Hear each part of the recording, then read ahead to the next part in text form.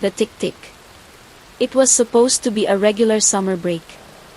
I had some time off after a grueling school year at university, and I couldn't wait to just sit around and do nothing. That year, I decided to spend it at my cousin's house. She lives by the beach, so I figured it was a sweet deal to spend my whole summer just basking in the warmth by the sea. Another reason I was staying with her was because she was pregnant and she was all alone in her house for 2 whole months. Her husband was assigned to an overseas trip for 2 months, and it was her final trimester, so I figured I'd be of use if I stayed with her. Me and my cousin, Ella, were close. Our families were close, and we'd have sleepovers in each other's house. Ella was my first best friend, and it stayed that way, even if she was 4 years older than me. So I was really psyched to spend a relaxing summer break with her. I have been so busy with schoolwork that I haven't been keeping in touch with Ella. And with her husband away, this felt like old times. It was gonna be a good summer. The first few weeks at her house was, as expected, extremely fun and relaxing at the same time. We were both so excited for her upcoming baby that we just about went overboard decorating the baby room. Pregnancy works so well with Ella. She was virtually glowing with joy. She was so happy with her baby. She's one of those rare women who have easy pregnancies. She didn't experience morning sickness, she stayed a healthy weight, and she was just extremely happy in general. I guess she just has the right balance of hormones. It was on my 3rd week at her house when strange things started to happen. It was a Thursday night, and I was out late. My boyfriend visited me for a couple of days, and we went out for dinner and a movie before he drove back to the city. Ella was alone at home and resting. She was down to her last 2 months of pregnancy and her tummy was heavy, so she couldn't move around that much. It was pretty late already when I got home, around 1 a.m., so I was surprised when I saw that all the lights in the house were lit up, and the TV in the living room was blasting at full volume. Huddled on the couch, sleeping soundly, was Ella. I nudged her gently to wake her up so she could move to the bedroom. She woke up with a start and looked at me in fear for a few seconds, before she shook herself awake. "Ella, honey, why are you sleeping here? It can't be comfortable for you?" I asked. She shook her head in embarrassment and said, "It's nothing, it's silly, really. I just managed to spook myself earlier." I tilted my head in inquiry, and she continued, "I was already in the bedroom, and preparing to sleep, when I heard a loud tapping by the windows. I knew you weren't home yet, so I got spooked, and I turned on every light in the house. I couldn't sleep in the room, so I went down to watch some TV. I guess I dozed off eventually, and now I feel stupid." I just smiled at her. Ella was always such a scaredy cat. I told her I'd sleep beside her so she wouldn't be scared. She looked gratefully at me, and we went upstairs to her room. As we were dozing off, I heard a light tapping by the window. Thinking it was just my mind playing tricks on me, I ignored it at first. The tapping became louder and I looked towards the window. Weird. There weren't any trees beside the bedroom windows, so it couldn't be a stray tree branch. I didn't want to wake Ella up, so I couldn't stand up and investigate. The tapping sound got louder. I listened closely and realized it wasn't coming from the window, it was actually coming from the ceiling, or most likely, the roof. How strange. The tapping faded away eventually, so I finally fell asleep. The next morning, I woke up to find Ella still sleeping soundly beside me. I went down to prepare coffee, and as the coffee grounds were brewing, I saw something weird on the walls of the living room, beside the front door. The house was always so neat and put together, that anything out of the ordinary was immediately strange. I walked closer to the wall, and saw that they were dark brownish smears. Like someone took a broom, dipped it in dark brown paint, and haphazardly smeared it across the walls. I tried rubbing it off the walls, and sniffed the stain. It had a faintly metallic smell. With a sense of horror, I realized they were blood smears. I immediately went to the room to check if Ella was okay and if she was bleeding. She was still sleeping soundly, and she didn't have any blood around her. I'm sure she would have told me if she had any bleeding. Refusing to disturb her slumber, I went back down and took photos of the blood smears, then cleaned the walls. I didn't want Ella to see these. I was afraid it would affect her pregnancy, especially since she got so stressed last night. The next few days, I was on the lookout for more of these strange happenings. The tapping sound at night persisted, and I slept beside Ella to make her feel safe so she could rest. I ended up not getting enough sleep. I was extremely bothered with the blood stains and the continuous tapping at night. I tried checking if there were bird nests on the roof, but I don't think there was anything there. Sometimes, while Ella was sleeping soundly, doors would slam inside the house. There weren't any gusts of wind, and I don't make it a habit to leave doors open. One day, I was weeding out Ella's daffodils, and I saw the same blood smears on the walls right by the porch.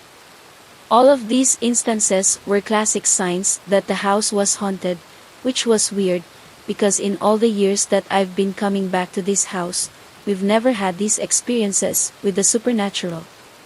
But who knows, maybe something revealed itself in the years that I was too busy to hang out in this house. I texted Ella's husband to ask him if this was a common occurrence. He said it wasn't, and he immediately asked if everything was okay. So I told him about what's been happening lately, and warned him that I haven't discussed this to Ella so she won't get stressed out. His reply to my narration worried me. Call me when Ella's in the shower. I need to tell you something.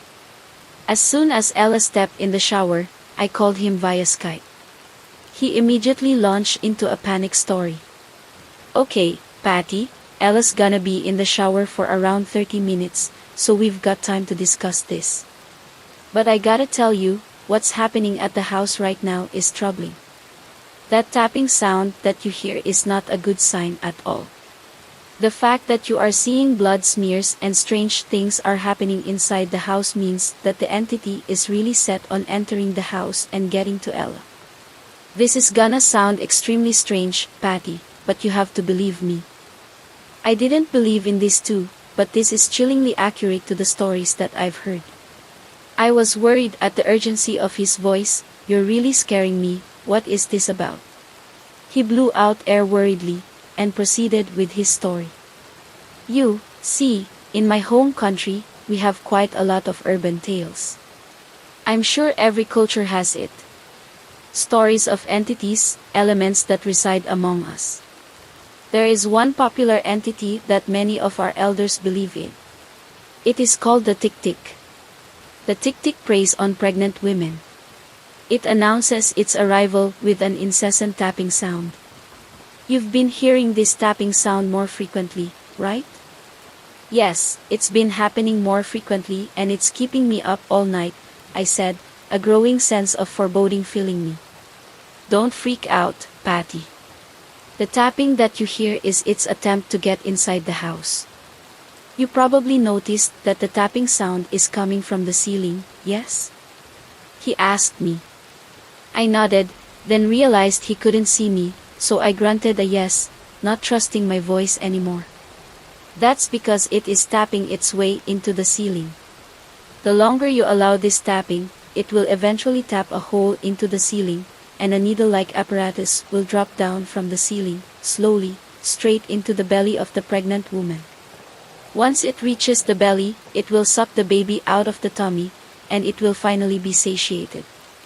The pregnant woman wakes up with her stomach shredded and bloody, and she'll lose her baby forever, he finished in a rush. This was such an unbelievable story, but all the details seemed to match with what I was going through. This is insane. How can this be happening? I asked. I know, Patty. I never used to believe these folk tales.